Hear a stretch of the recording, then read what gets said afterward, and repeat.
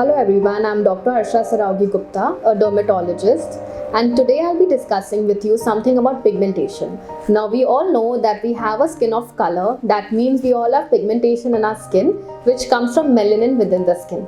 Now there can be two kinds of pigmentation, either hyperpigmentation which is increased in the skin color, and second is hypopigmentation, that is decreased in the skin color.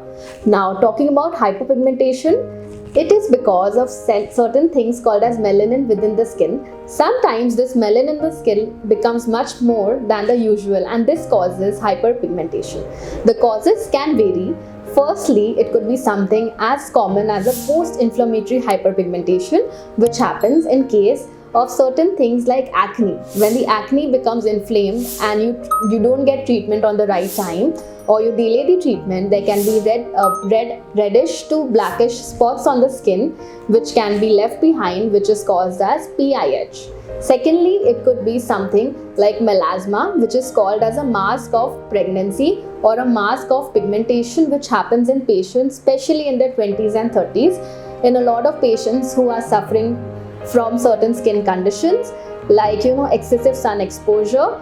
The pigmentation can also be as common as skin tanning, which we all know. It can also be because of certain conditions like acanthosis nigricans, which is a pigmentation in the neck, or it can also be in the skin folds like underarms and in the thigh area. It can also be related to certain other causes, for example, pigmentation post certain kind of treatments like any kind of surgery that you have gone through, which is called as pigmentation post-surgical or traumatic scar. There are varied causes of pigmentation. There can be certain conditions like lichen planus pigmentosus, or even fragrances used in the perfumes which cause pigmentation.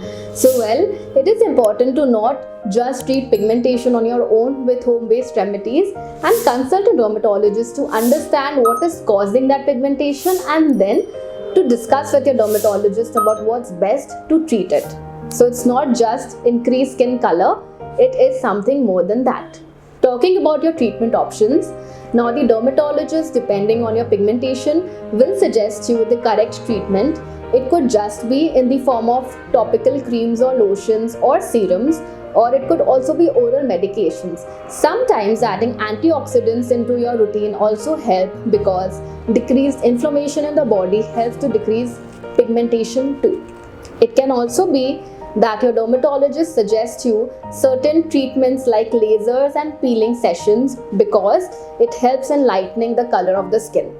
Some patients think that pigmentation can be treated with over-the-counter drugs, and they end up using something called as steroidal creams. Now these creams are not something which will make your skin color lighten. In fact, it is going to decrease the quality of your skin, make your skin more reddish, irritable, and even increase the production of hair on the skin. So don't opt for these treatment options, and don't go for these creams which say that it's for skin lightening, just found over the counter, because it contains steroids in them, and those are not good for the skin. Choose a dermatologist and get a consultation done. Choose a treatment which is actually going to improve your skin quality and not deteriorate it in the long run, because your skin deserves all the care, and you have to have a good skin because it gives a good confidence and keeps you happy in the longer run. So choose a dermatologist, get a consultation done, and do what is best for your skin. Thank you.